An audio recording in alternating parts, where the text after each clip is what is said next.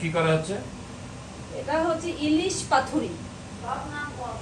ইলিশ পাথুরি আমাদের ছাদ বাগানে যে লাউ পাতা হয়েছে সেই লাউ পাতা আম্মা আজকে আমাকে তুলে এনে দিল, যে তার জামাইকে সে ইলিশ পাথুরি খাওয়ানোর জন্য আমাকে বলেছে যে আমার জামাইকে তুমি একটু আদর যত্ন করো ভালোভাবে, তুমি জামাইটার দিকে খেয়াল কম করছো মা। তা ভাবলাম যে ঠিক আছে, আমার মা যখন এভাবে আমাকে বলছে আজকে জামাইয়ের জন্য আর কি কি করা যায়। অনেক কিছুই থাকবে আজকে, যদিও জামাই ষষ্ঠী না, কিন্তু আজকে জামাই ষষ্ঠীর মতনই আয়োজন চলছে। এটার একটা স্পেশাল ব্যাপার আছে, এটা ইলিশ পাতুরি করার পেছনে একটা স্পেশাল কারণ আছে, বলবো? বলো। সেই কারণটা হচ্ছে যে আমরা ইন্ডিয়ায় আগরতলা গিয়েছিলাম যে গত সপ্তাহে, ওখান থেকে আমি পোস্ত কিনে এনেছি, অরিজিনাল পোস্ত। সেই পোস্ত দিয়ে আমি করছি, এটাই হচ্ছে এটার বিশেষত্ব। আর এখানে এই যে ইলিশ পাথুরির ওই যে চুলার মধ্যে আমি এই যে ভ্যাপার তৈরি করছি, বাইরে যেটা ওই ভ্যাপারে আমি দেবো। অনেকে এটা তেলে ভাজে, কিন্তু আমি তেলে ভাজবো না, তাহলে আমার ভালো লাগে না। যেটাকে মাহমুদ, ভাপা একটু- ইলিশ যেটাকে বলে সেটাই তো নাকি? এইটা আসলে ভাপা ইলিশ না। ভাপা ইলিশটা হচ্ছে আপনার এই পাতাটা থাকবে না, পাতা থেকে পাথুরি পাতুরি। পাতুরি।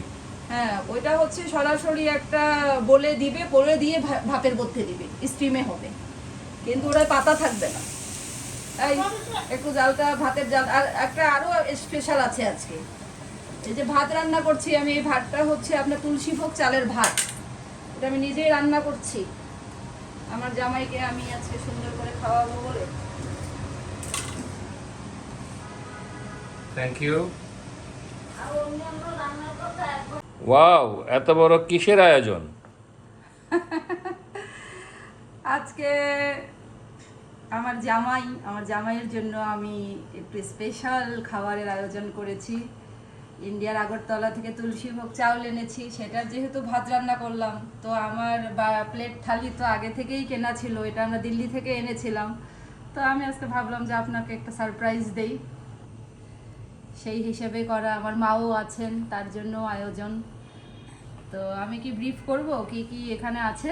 শিওর। এটা তো রাইস, তুলসী ভোগ চালের, এখানে দুটো শুকনো মরিচ ভেজে দিলাম, ফুলকপি আলু দিয়ে রুই মাছের ঝোল, এটা হচ্ছে লাউ দিয়ে বোয়াল মাছ, এটা হচ্ছে মিষ্টি কুমড়ার একটা ক্রিস্পি বেসন দিয়ে করেছি পাকোড়া টাইপের, এটা হচ্ছে বেগুন আচারি, এটা হচ্ছে পুঁই শাকের বীজ এবং ডালগুলো দিয়ে একটু কুচি কুচি করে কেটে চিংড়ি দিয়ে চচ্চড়ি, এটা হচ্ছে একদম দেশি একদম ম্যাচিউরড কই, আর এটা হচ্ছে কচুমুখী দিয়ে আমি ইলিশ মাছ রান্না করেছি। ইলিশ মাছটা এখানে আর দেইনি, কারণ আমি ইলিশ মাছের পাথুরি করেছি, সেটা এখানে দিয়েছি।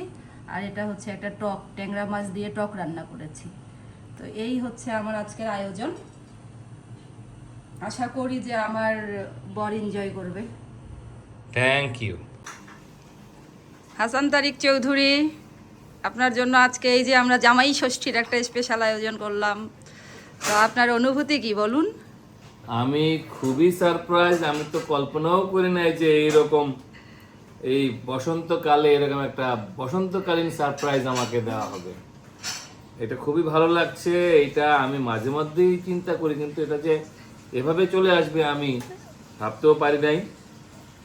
এই জন্য আমার বউ অধ্যাপক ডাক্তার নাজদিনকে অসংখ্য ধন্যবাদ, কারণ তার রান্না তো বলতেই হয় যে এটা তো আমি তার ফ্যান, বিগ ফ্যান, এবং সবাই তার রান্না পছন্দ করে, এবং আমি আশা করি এটা এই দেখতে যেমন ভালো, খেতেও সুস্বাদু হবে, এটা আমি 100% নিশ্চিত।